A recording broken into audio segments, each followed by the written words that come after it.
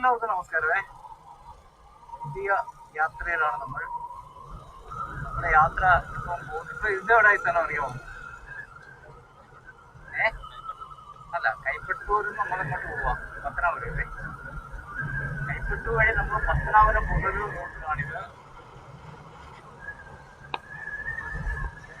Pathanapuram Punalur റൂട്ടിലെ main ഹൈവേയിലല്ല, highway കൂടെ അല്ല നമ്മൾ കൈപ്പറ്റൂർ വന്നിട്ട് ഏലക്കുളം വഴിയാണ്. അപ്പം ഇത് എങ്ങോട്ടാ പോകുന്നത്, കാഴ്ച എന്താണ് എന്നൊക്കെ നമുക്ക് കാണാം. എന്തായാലും മനോഹരമായ ഒരു ഡെസ്റ്റിനേഷനാണ്. ഡെസ്റ്റിനേഷൻ നമുക്ക് യാത്രയിൽ കാണാൻ കഴിയും എന്ന് വിചാരിക്കാം. നിങ്ങളെ നാക്കെടുത്ത് അങ്ങോട്ട് വളച്ചില്ല, അതിന് മുമ്പ് കിട്ടി പണി. നിങ്ങളെ നാക്കെടുത്ത് അങ്ങോട്ട് വളച്ചില്ല, അതിന് മുമ്പ് കിട്ടി പണി.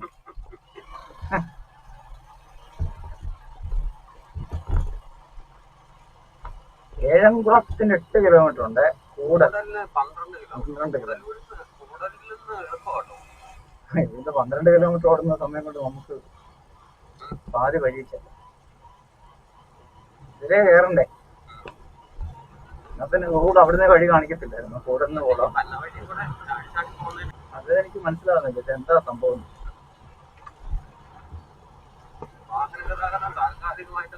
കൂടെ ഓടണം, എന്നിട്ട്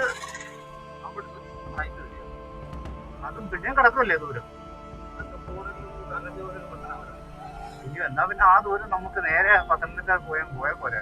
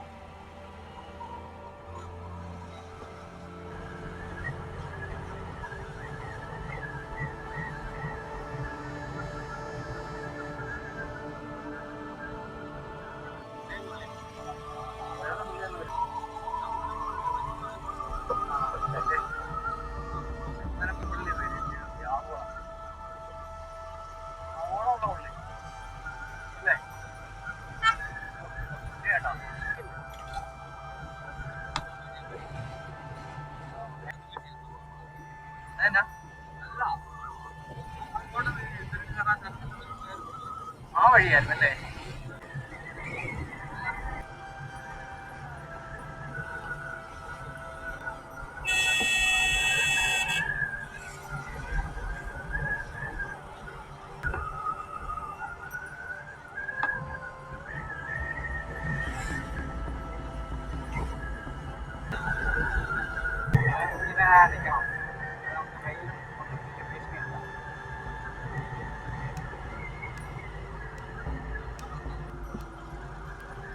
കണ്ടല്ലേ അക്കരയ്ക്ക് പോയാ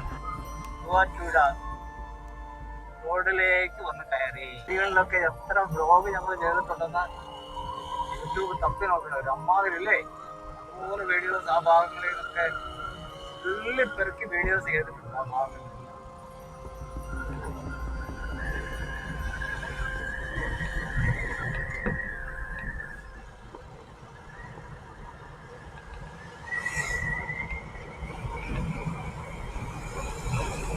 ദിവസം നമ്മൾ അയലപ്പുഴ മുതൽ ഉള്ള ഈ ഹൈവേയുടെ കാഴ്ചകൾ കാണിച്ചിരുന്നു. കൂടുതലുണ്ട് അല്ലേ? കൂടുതൽ മുതലുള്ള അങ്ങോട്ടെല്ലാം കാണത്തില്ലേ?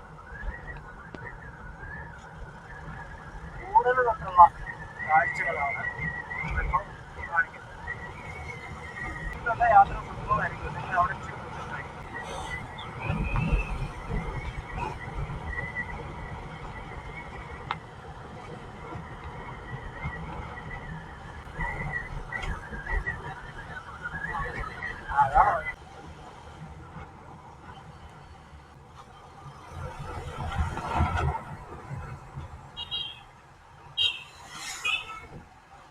ചോദിക്കുന്നത് ശരിയുണ്ട്, കയറാൻ പറ്റുമെന്ന് ധൈര്യം ഉണ്ടെങ്കിൽ നമുക്ക് ചെയ്യുന്നത്.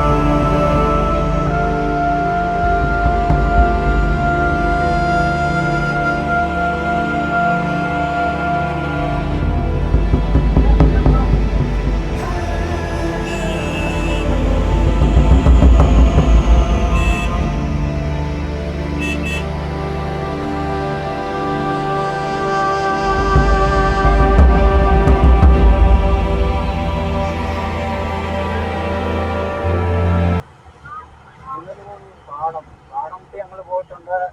പാടത്തിന് പോകുന്ന വഴി നിങ്ങൾ എത്ര വീഡിയോ ചെയ്തിട്ടുണ്ട് അല്ലേ? അയ്യോ,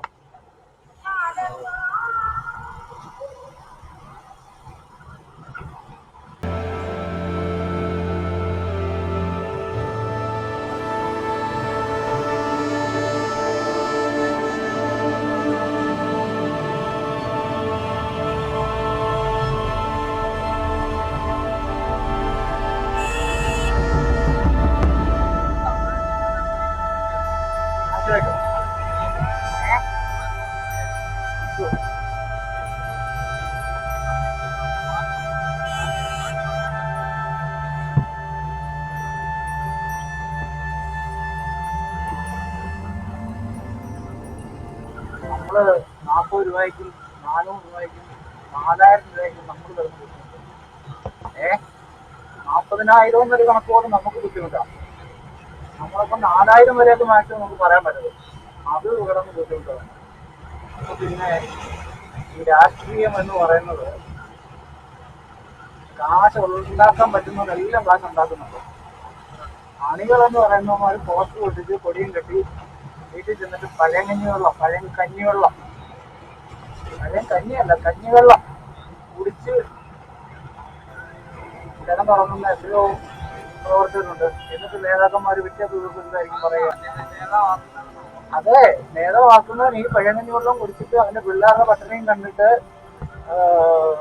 പ്രോപ്പർ കറണ്ടില്ല, പ്രോപ്പർ വീടില്ല, പ്രോപ്പർ വഴിയില്ല, അവൻ അവിടെ ചെന്ന് കയറിയിട്ട് എങ്ങനെയൊക്കെ തപ്പി തുടങ്ങി വീണ്ടും പഴങ്കഞ്ഞി വെള്ളം കുടിച്ച് കിടന്നിട്ട് പിറ്റേ ദിവസം ചെന്ന് കഴിയുമ്പോൾ നീ എന്താ താമസിച്ചേ? വയറ് കത്തിട്ട് എഴുന്നേക്കാനല്ലേ അറിയത്തുള്ളൂ.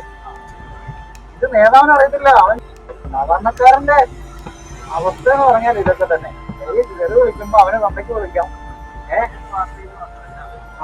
പിന്നെ തീരെ അനുസരണ ഇല്ലെങ്കിലോ ഏതെങ്കിലും കള്ളു കുടിക്കാൻ കാശില്ലാന്ന് നടക്കുന്നുണ്ടെങ്കിൽ 1000 രൂപ കൊടുത്തിട്ട് ഒരു വടിവാളം പിടിച്ചു വിടും, കൂടിയേക്കാൻ പറയും. ഇതൊക്കെ തന്നെയല്ലേ നടക്കുക, ഇതൊക്കെ തന്നെയല്ലേ നടന്നുകൊണ്ടിരിക്കുന്നത്. രാഷ്ട്രീയം എന്നുള്ളത് ഒരു കൂട്ടം ആൾക്കാർക്ക് സമ്പന്നരാകാനുള്ള വഴിയായി മാറിയിട്ടുണ്ട്. പക്ഷെ പണ്ട് ഒരുപാട് പേരുണ്ട് ഈ പ്രസ്ഥാനം.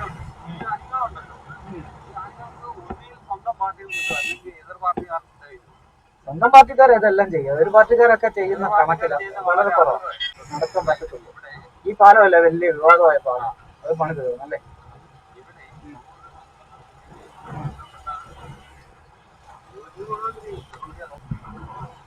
രാഷ്ട്രീയം ഉണ്ടായിരുന്നു. അത് ഇപ്പൊ ഈ ജനങ്ങളെല്ലാം പൊതുബോധത്തിലേക്ക് കൊണ്ടുവരികയും ഇത് ചെയ്യുന്ന ഒരുപാട് പേരാണ് ജീവിതം. ഗാന്ധിജി, പാമ്പുകടി ഏറ്റു മരിച്ച പി കൃഷ്ണപിള്ള, എന്ത് അധികാരം കിട്ടിയിട്ടാണ് വേണ്ട എന്ന് മാറിപ്പോ. അങ്ങനെയുള്ള ഒരുപാട് പേര് ചത്ത് കിടന്ന് പണിയെടുത്തിട്ടുണ്ട്. അത് കോൺഗ്രസിലുണ്ട്, കമ്മ്യൂണിസ്റ്റ് പാർട്ടിയിലുണ്ട്, സോഷ്യലിസ്റ്റ് പാർട്ടിയിലുണ്ട്. പക്ഷെ ആ ഘട്ടമൊക്കെ കഴിഞ്ഞിട്ട് ഇപ്പം ഭീഷണിയും പരിപാടിയൊക്കെയാണ് നടന്നുകൊണ്ടിരിക്കുന്നത്. നമുക്ക് ആത്മാഭിമാനത്തോടുകൂടി പ്രവർത്തിക്കാൻ പറ്റത്തില്ല. ഒരു നേതാവ് കള്ളുകൂടിയനായാൽ കഴിഞ്ഞ പരിപാടി. ആ ഒരു നേതാവ് കള്ളുകൂടിയനായാൽ അതോടുകൂടി അയാൾക്ക് ഇഷ്ടമില്ലാത്തവരെല്ലാം അയാൾ കുലഭ്യം പറയും, തെറി പറയും, തന്തയ്ക്ക് പറയും, എല്ലാ കഥകൾ പറയും. ഞാൻ ചോദിക്കട്ടെ, വനിതാ ശാക്തീകരണം, ഈ എല്ലാ രാഷ്ട്രീയ പാർട്ടികളും വനിതകളെ വേണം എന്നാഗ്രഹിക്കുന്നവരാണ്. പ്രവർത്തിക്കാം. പക്ഷെ ചില കേന്ദ്രങ്ങളിൽ ഏതെങ്കിലും സ്ത്രീകൾ ഇറങ്ങിയാൽ അവര് വെടികളാവും. അവരെങ്ങനെ വെടികളായി മാറും? അല്ലെ, അത് എനിക്കറിയാൻ വേണ്ടി അവരെ അംഗീകരിക്കുകയല്ലേ വേണ്ടേ? എന്നാൽ ചിലവരെ അംഗീകരിക്കുന്നുണ്ട് കേട്ടോ. പക്ഷെ ചിലവരെല്ലാം അവർക്ക് വെടികളാണ്. പിന്നെ അപവാദ പ്രചരണമായി അവരുടെ കെട്ടിയവൻ അറിയുന്നു, വീട് കുട്ടിച്ചോറാവുന്നു. ഇതൊക്കെ തന്നെ ലക്ഷ്യം. അവരെന്ത് ചെയ്യും? അടുത്ത് പരിപാടി നിർത്തി തിരിച്ച് വീട്ടിൽ കയറും. ഇതൊക്കെ തന്നെയല്ലേ നടന്നുകൊണ്ടിരിക്കുന്നത്. ഈ നടന്നുകൊണ്ടിരിക്കുന്ന സംഭവങ്ങൾ നമ്മള് തുടങ്ങി വേണം മനുഷ്യരുടെ ചോരയിൽ മുക്കിയെടുത്ത് ചുവന്നു കൂടിയത്.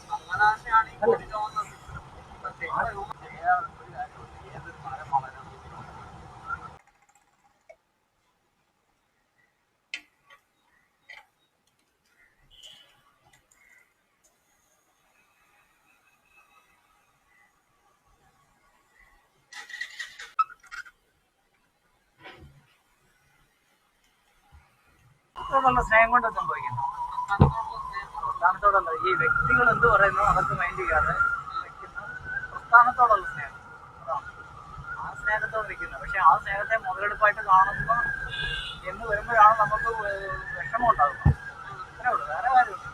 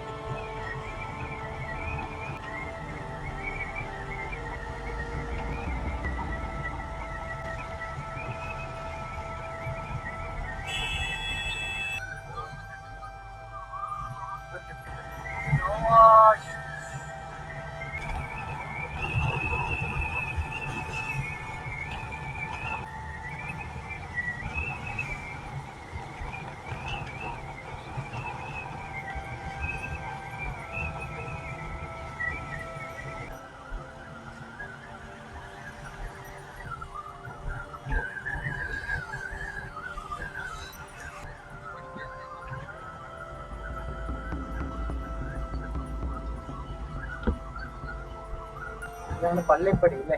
ആലിമ.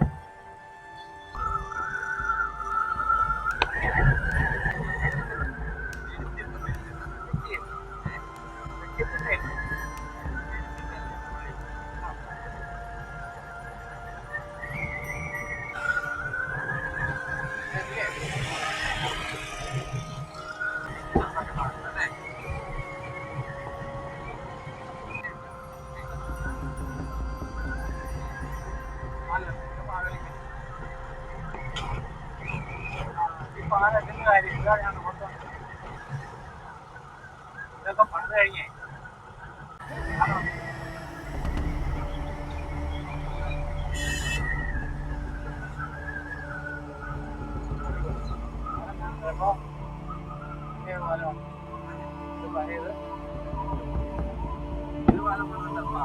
അതെ, പണി നടക്കുമോ നമ്മൾ വന്നിട്ടോ.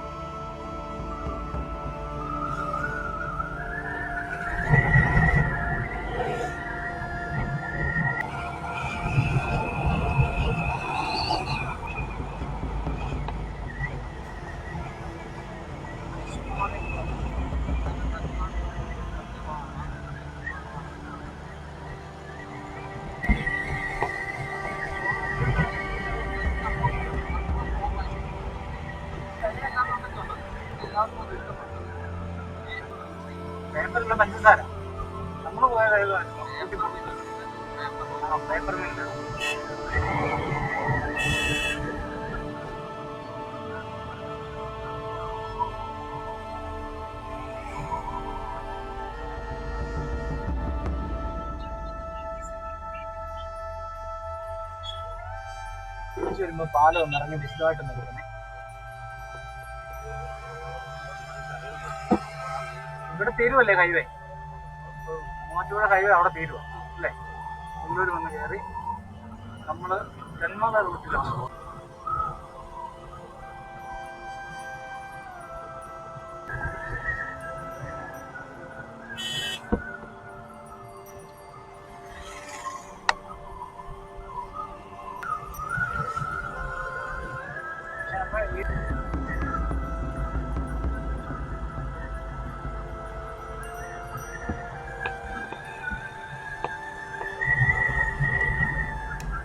എത്രയോ വർഷമായി പഴയ പാലമായിട്ട് കിടക്കുന്നത്. ഇതെന്താ കുടിക്കുന്നത്?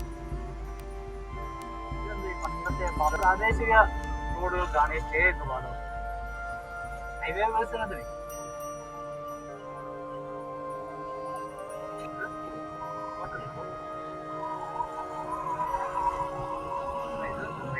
പാതയല്ലേ അല്ലേ?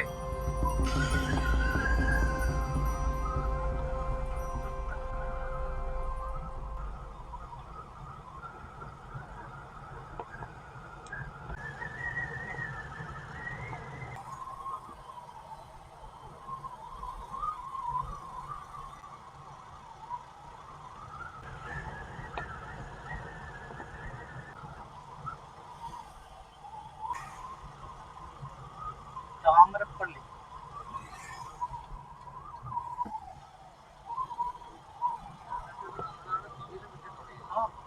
അടിപൊളി വ്യൂ ഇവിടെ വന്നിട്ടുണ്ടല്ലേ?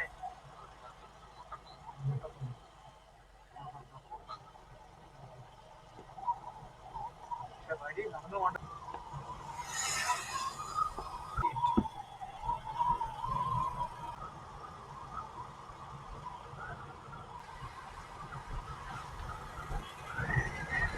ശക്തമായ പാറയാതല്ലേ? അതാണ് നമ്മൾ പോകുന്ന സ്ഥലം. കിളിപ്പാട്ട്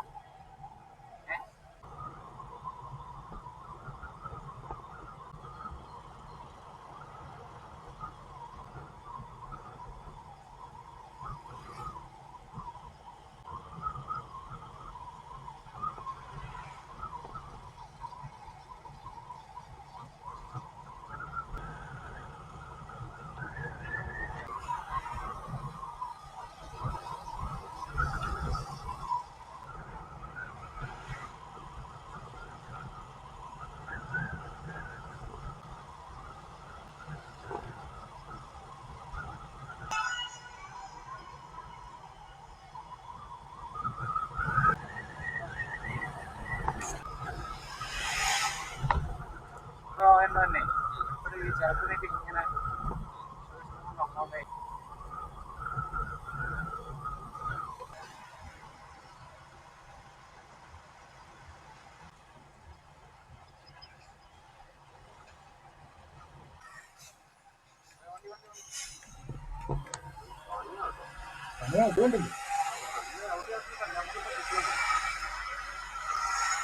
ഇതൊന്നും തന്നെ മണ്ണ് വന്നത് കാണിച്ചു കണ്ടില്ലേ? ഈ കഴിക്കാരൻ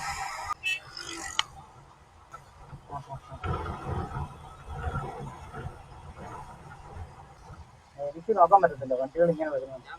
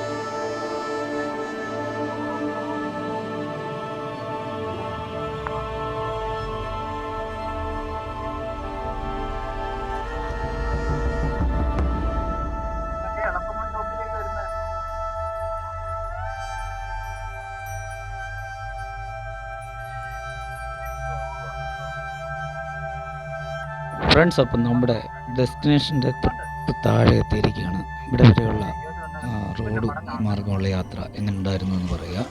ഇനിയാണ് നമ്മൾ നമ്മുടെ ഡെസ്റ്റിനേഷനിലേക്ക് കയറാൻ പോകുന്നത്. താഴെ നിന്ന് നോക്കുമ്പോൾ ഭീകരമായൊരു മലമുന്നെ കാണുന്നുണ്ട്. ആ വീഡിയോ കാഴ്ചകളൊക്കെ അടുത്ത ഭാഗം. ഓക്കെ, അപ്പോൾ ഇന്നത്തെ വീഡിയോ ഇഷ്ടപ്പെട്ടാൽ തീർച്ചയായും ലൈക്ക് ചെയ്യണം, അതുപോലെ ചാനൽ സബ് ചെയ്യണം. നിങ്ങളുടെ അഭിപ്രായങ്ങൾ കമൻറ്റ് ബോക്സിൽ രേഖപ്പെടുത്തുക കേട്ടോ. ഇനിയും വലിയൊരു ട്രക്കിങ്ങാണ് ഞങ്ങളുടെ മുന്നിലുള്ളത്. ആ ട്രക്കിങ്ങിൻ്റെ കാഴ്ചകൾ ഒരിക്കലും മിസ്സാകാതെ കാണണം കേട്ടോ. കൂടെ വായോ.